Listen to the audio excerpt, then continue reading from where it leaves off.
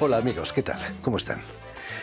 Hace unos años el Papa Francisco decía que hay que construir puentes y no levantar muros, como se está haciendo en muchas fronteras en este mundo. Palabras que hoy nos resultan extrañas cuando la actualidad nos cuenta que en Ucrania se están volando puentes para evitar el avance del invasor ruso.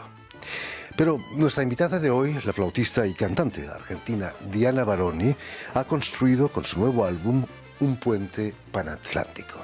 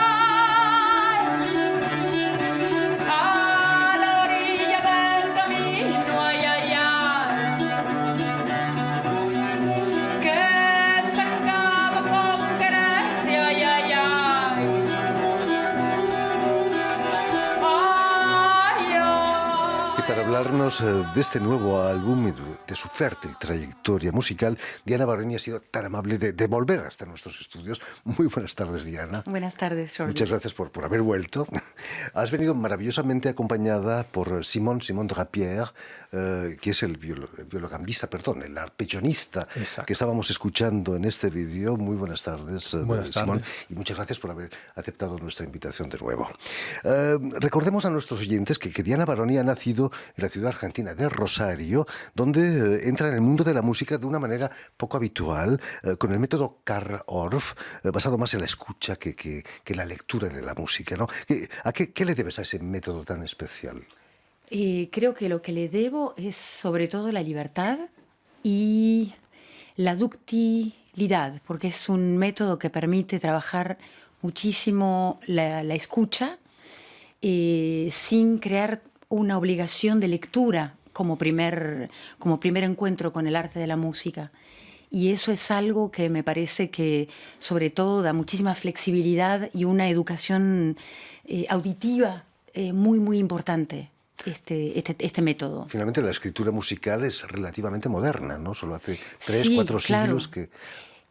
digamos que o sea, la escritura existe hace mucho tiempo. Necesitamos escribir los lenguajes, ¿no? para dejar trazos y por la memoria, pero es verdad que digamos que la alternativa de Carl Orff de trabajar con los niños, ¿no? Desde muy pequeñitos, trabajar por la memoria auditiva más que por la lectura, yo creo que es un camino súper interesante para justamente abrir fronteras y hacer puentes, como vos decías. Por supuesto. Y gracias a eso, quizás a los 17 años, te dan la beca Yehudi Menuhin. Ibas lanzada para una carrera internacional, ¿no? Como solista. Sí, fue una época de conflictos también, porque digamos que creo que lo que me proponía esa perspectiva no era exactamente lo que yo por ahí en ese momento, lo que estaba buscando y que más tarde fui encontrando en mi vida. La educación, digamos, que uno recibe dentro de la música clásica es bastante rígida y estructurada y bueno, por supuesto que tiene sus frutos, pero yo necesitaba justamente una libertad que allí no podía encontrar. O sea, que supe desde niña y desde poca edad, porque en ese momento yo tenía 17 años, supe rápidamente que no todo lo iba a encontrar, en todo caso, en ese ámbito y que necesitaba buscar otros caminos y abrir otras puertas. ¿Te interesaba más el sentimiento que transmite la música que el virtuosismo, quizás? Digamos que buscaba sobre todo, sí, la comunicación, la transmisión, el sentimiento, el mensaje. Entonces, yo tenía ¿cómo decir? Un poco la sensación de que quizás limitándome al repertorio de la música clásica, me iba a quedar en un ámbito tal vez restringido para lo que mi personalidad musical y artística necesitaba, ¿no? Precisamente Simone Drapier también tiene una trayectoria musical algo atípica. Empiezas con la guitarra muy joven, como autodidacta, y con 24 años, una edad bastante avanzada para un músico, entras en el Conservatorio de París para estudiar contrabajo. ¿Cómo Sí. fue? Es una guitarra enorme, ¿no? El contrabajo. Sí, es mucho más grande. No, el tema es que creo que como Diana, yo empecé la música más con el oído y con la memoria que con la escritura, pero por necesidad, porque yo no fui al conservatorio cuando estaba niño. Empecé la guitarra más tarde, como adolescente, a los 13. Y después así tomando unas clases por ahí, por allá, y después empecé a estudiar más, empecé a leer un poco la música, a estudiar guitarra clásica, pero a los 18, y después me sentaba medio como que estaba demasiado pequeño para mí la guitarra, y encontré el contrabajo que me encantó así en directo de un golpe, y después empecé a tocar el contrabajo a los 20 más o menos. Y cuando empecé a trabajar como en serio, y así entré al Conservatorio Nacional en París a los 24, sí. Es difícil, ¿no? Entrar a esa edad. Normalmente hay una edad límite, creo, ¿no? Era para justo entrar. antes del límite. El límite para el contrabajo es poquito más que el violín porque es más grande. Exacto, que no se puede empezar a los 3 años. Claro. Y sí, es que trabajé muchísimo para esto. Me acuerdo que cuando tenía como 23, 24 años, yo estaba tomando clases de solfège con niños de 12.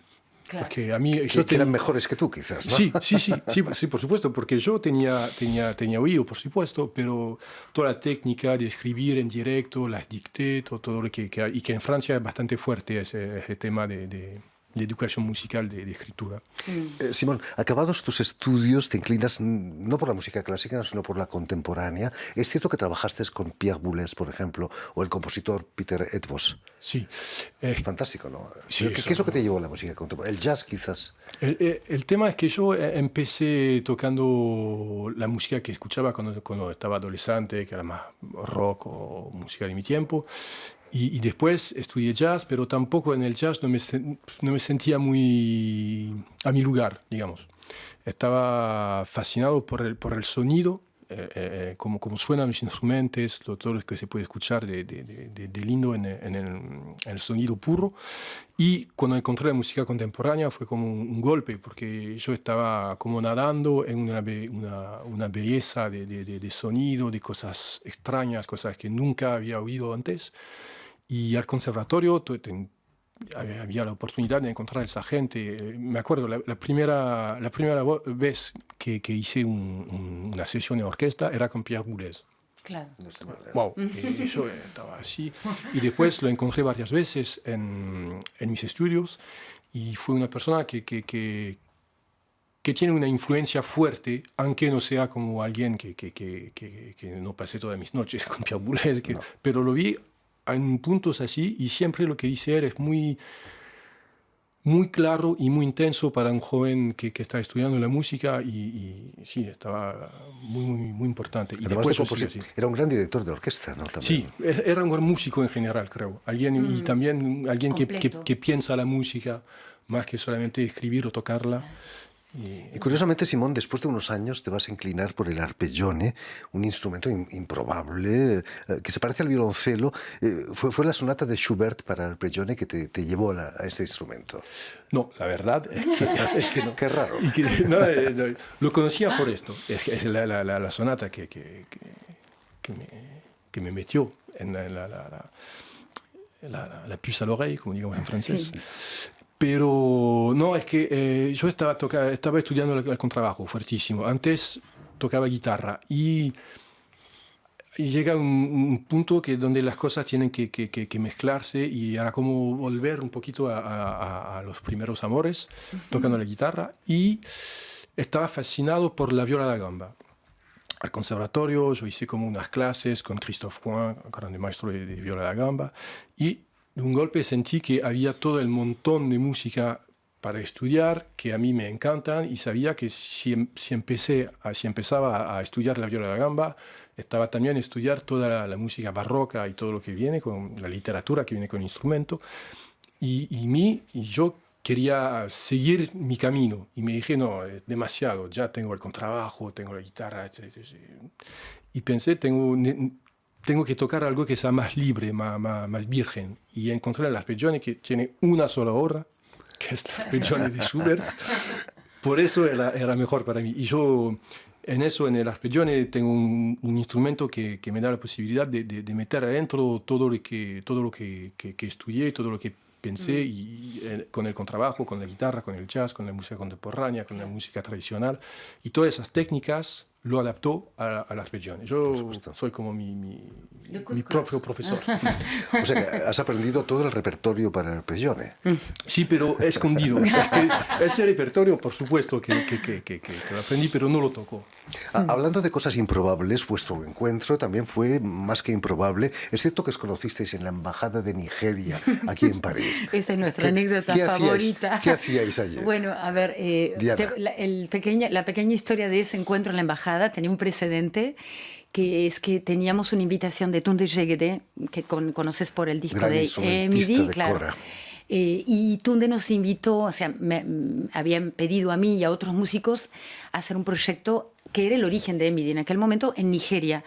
Y yo buscaba desesperadamente un contrabajista que tenía que ser francés, porque teníamos el Institut Français que estaba formando parte del proyecto, había muchas razones, y la persona que iba a venir, que era Romain Lecuyer, no podía venir, que era la primera persona que yo había pensado, bueno, problemas, en fin. Y Romain me dio muchísimos teléfonos hasta un momento que yo agoto todas mis posibilidades, lo vuelvo a llamar a Romain, le digo, Romain, estoy desesperada. Me dice, me olvidé de la persona clave, Simon Trappier, él te va a decir que sí y probablemente pueda. Llamé a Simón, le dije, yo soy Diana Baroni, no me conoces, esto va a ser así, tienes 2 horas para decidir porque hay que hacer la visa. Y él me dijo, 15 minutos luego me llamó y me dice, de acuerdo, porque era improbable también la propuesta que yo le estaba haciendo, era Nigeria con Boko Haram, ¿sabes? Bueno, era como todo un panorama, encima era una época un poco difícil, era el 2016, donde estaba bastante en candela, digamos, la cosa ahí. Así que nadie quería aceptar venir a Nigeria, por más que fuera muy exótico. Bravo, y Simón aceptó, y no solo aceptó, sino que llegó a reemplazar al maestro de Cora, Tunde Jegede. Exacto, más tarde porque le pedí que hiciéramos un proyecto. El sonido de la Cora es muy diferente del sonido del arpeggione, ¿eh? Por supuesto. La cultura que hay detrás, además, sí, fue un desafío eso para ti, ¿no? Sí, Simón? fue un desafío. El tema es que el de tocar sin Tunde fue un poquito después. Encontré Tunde ahí en Nigeria y después hicimos una gira donde Tunde no estaba y yo tenía que tocar arpeggione sin Cora, como no había Cora. Y yo pensé que primero, Tunde es un músico excelente y con su Cora se carga toda una cantidad de informaciones, de algo fuertísimo, y yo me dije, no puedo hacer esto, imposible. Y pensé en la música de un punto de vista un poquito más con altura, y me dije, bueno, hay Diana con sus canciones, que está con Rafa, que tocaba la vihuela, que es una cosa bastante coherente, claro, digamos. Y hay Tunde que es un contrapunto a eso. Y me dije, bueno, tengo que ser contrapunto. No es tema de Cora, de música africana, sí, de no sé qué. Construir la trama. Exacto. Construir la trama. Y así que llegué con mis cosas de improvisación, de música contemporánea, de jazz, de todo eso. Con y funcionó hasta hoy. Hablando de improvisación, curiosamente la improvisación os ha unido a pesar de una educación clásica que habéis tenido como muy formatada, ¿no? Hay que saber tirarse al agua de la improvisación cuando se viene de un conservatorio como el de París. Sí. Bueno, fue eso lo que nos unió con Simón, porque se convirtió casi en un desafío, porque decidimos que cuando trabajábamos en dúo y que quisimos crear el proyecto de Panatlántico, era realmente un trabajo sobre 2 pilares, o sea, el arpeggione, el traverso, la voz, digamos, pero las 2 personalidades del uno y del otro, de una manera muy sólida, conversación e improvisación, y el desafío era no hacer nunca lo mismo, o sea, tener un espacio de libertad absoluto y no escribir los arreglos. O sea, justamente que nos resulta natural, ¿no? Siempre fue como un juego un poco, y fue eso lo que yo creo que nos dio la posibilidad de construir con Panatlántico las versiones que quedaron palmadas en el disco y la música que abordamos. Pero es como realmente tratar de no encerrarse en un formatage, en una forma, en una estructura, ¿no? Precisamente en Panatlántico encontramos versiones de estándares latinoamericanos con nombres tan importantes como Violeta Parra, Víctor Jara, pero también canciones colombianas, brasileñas, e incluso una anónima andina, La Florecilla de Alelí, por cierto. Es una verdadera carretera panamericana, ¿no? Antes que ser panatlántica. Es el Panatlántico. Antes de serlo es panamericana, ¿no? Sí, esa es la idea de Simón, de hecho. Sí, el tema es que creo que para el repertorio tenemos una clave, que la primera cosa es que son temas que nos gustan. Y creo que es importante ponerse como adelante de todo. Y sí, como un viaje en América Latina, y lo pensemos así, que es como la Panamericana, que es la carretera que todos los americanos latinos por lo menos la conocen, y nosotros es como es que para nosotros es más una carretera que cruza el Océano Atlántico, porque Diana nació en Argentina, pero vive ahora en Europa. Yo nací acá en Francia, pero pasé muchos tiempos allá en América Latina, y es como hacer que tocar la música de allá, pero con oído de acá, y con los estudios que hicimos acá, pero el corazón que se fue allá, y es una mezcla, es una carretera, algo que hace que las cosas, que sean música, gente, ideas, circulan Europa y América. Dos. Está claro que has pasado bastante tiempo en Argentina. No tienes acento francés cuando hablas español, sino un ligero acento argentino, ¿no? Pues por culpa de Diana, pasó demasiado eres tiempo la con Diana. responsable. Ya está toma mate, así que... ¿Cómo se recibe a un contrabajista francés o a un arpellonista francés allí en América Latina? ¿Te sentiste bien recibido? Sí, porque...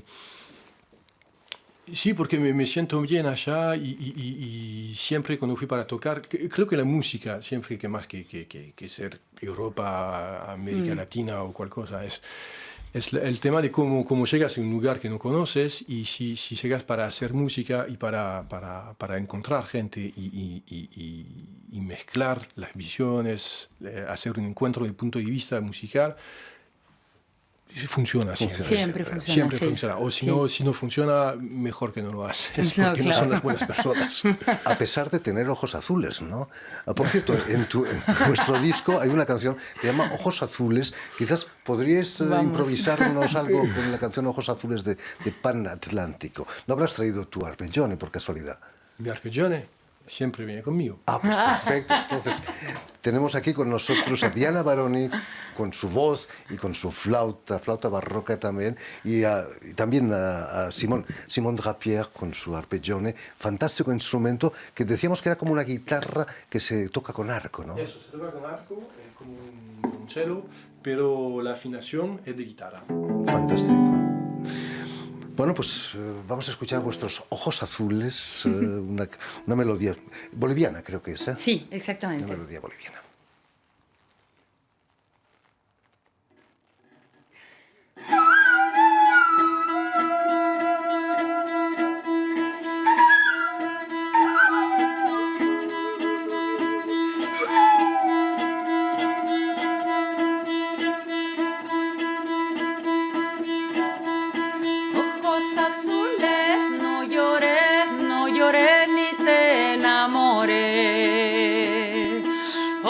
Azules, no llores, ni te enamores.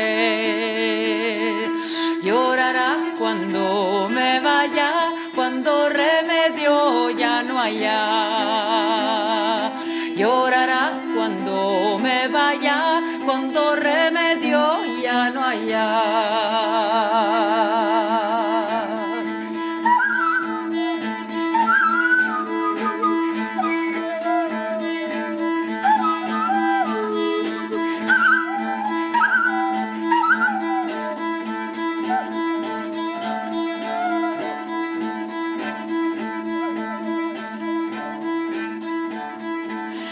me juraste quererme, quererme toda la vida. Tú me juraste quererme, quererme toda la vida. No han pasado 2, 3 días, tú te alejas y me dejas.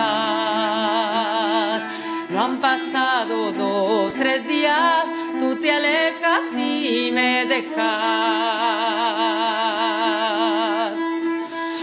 En una copa de vino quisiera tomar veneno. En una copa de vino quisiera tomar veneno. Veneno para matarme, veneno para olvidarte. Veneno para matarme, veneno para olvidarte.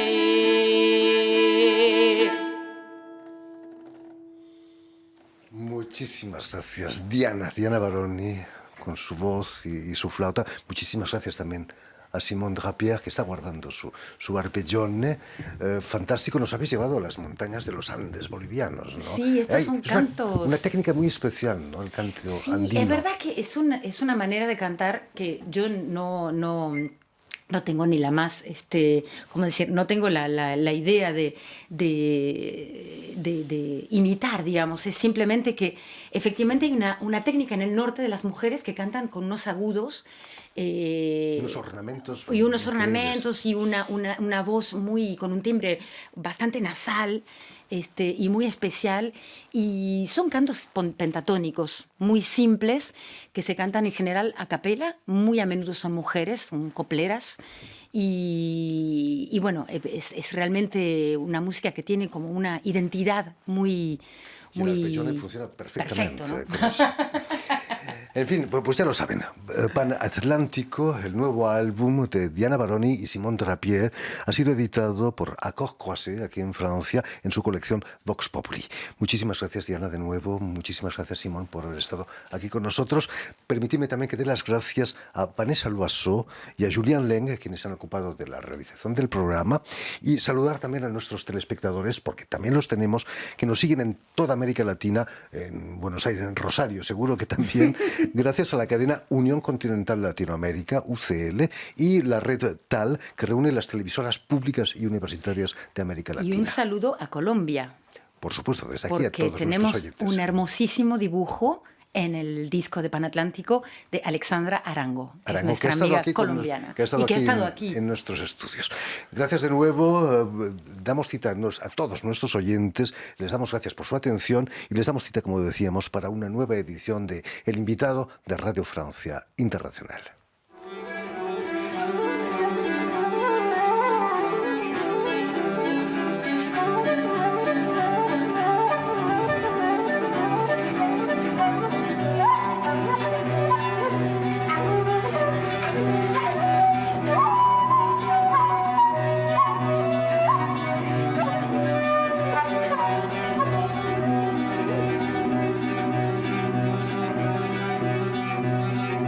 Que